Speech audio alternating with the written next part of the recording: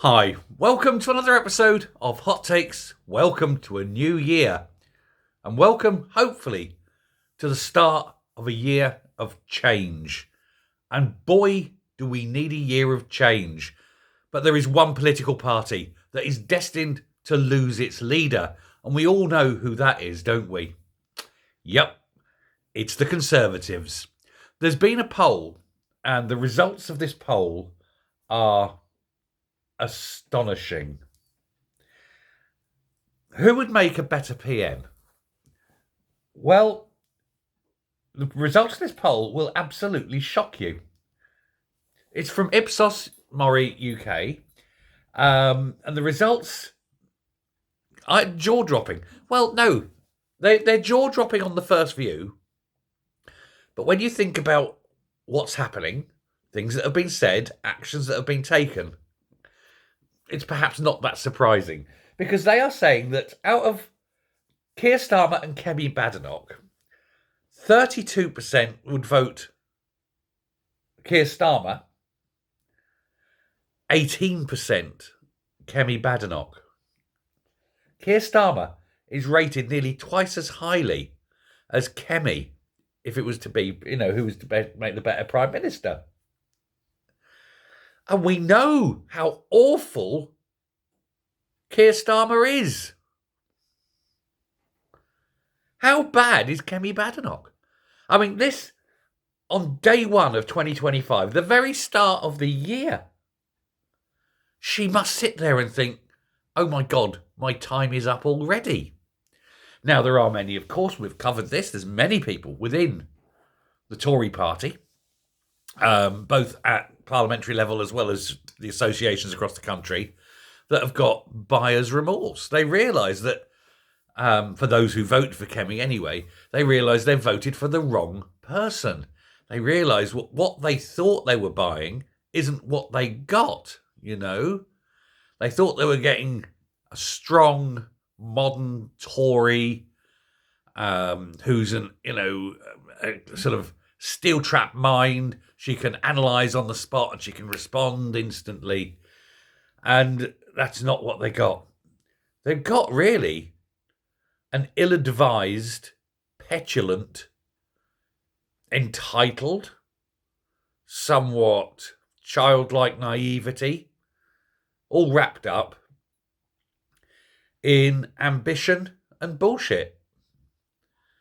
And it doesn't bode well for the future of the Tory party, nor the country. We need an efficient and effective opposition to counter the things that the Labour Party are saying.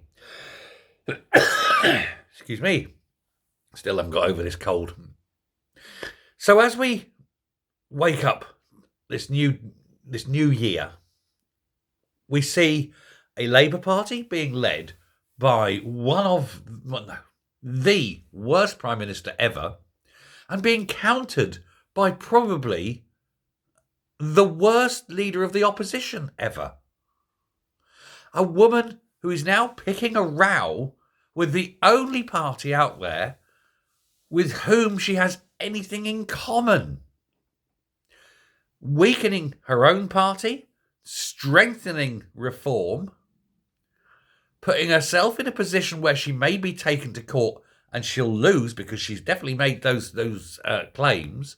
And if she loses, will have to resign.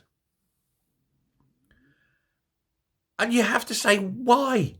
Why did she do this? It's destructive, isn't it? She's an absolute lunatic. And I think that, let's say, the Tories are waking up to the fact that they've put the wrong person in charge. So I do not see Kemi lasting very much longer. Now, what else I find surprising is that the same poll said, we're going to compare these two people who's the better Prime Minister, Keir Starmer or Nigel Farage. Keir Starmer, 37%, Nigel Farage, 25%. Who are they asking? The people in the Ipsos offices. I don't believe that for 1 minute. There's no way Keir Starmer is considered a better Prime Minister than Nigel Farage. even the polling in the street, as it were, they're almost level in terms of parties. So that cannot possibly be true. Cannot be a 50% differential. Kemi Badenoch or Nigel Farage? That was the other question. Which of those two would make the better Prime Minister? Nigel, by a long way. Kemi, 16, Nigel, 23.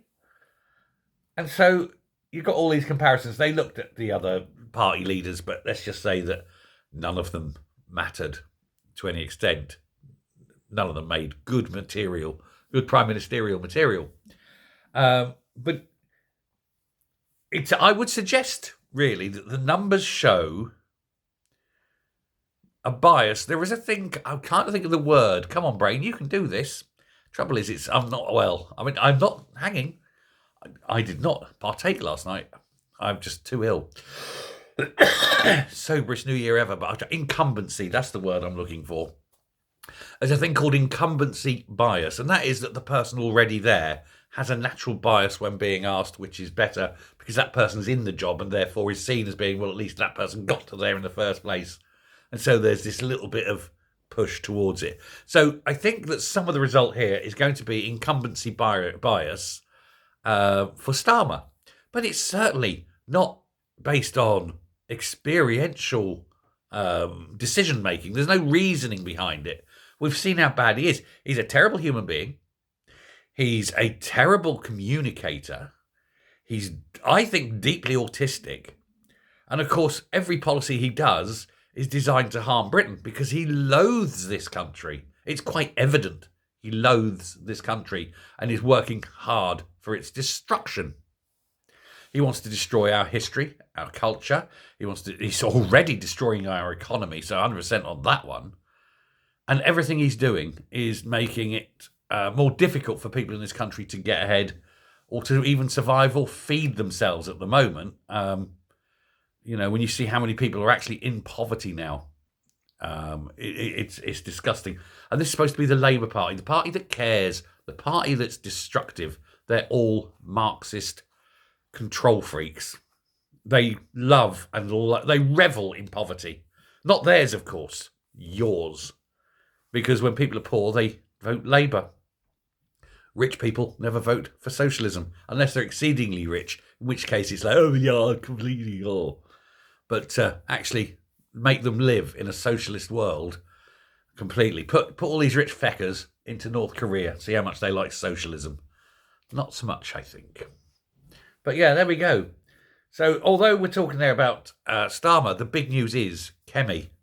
Kemi's not as popular as Starmer. And I think Kemi is going to have to go. Thanks very much. Bye.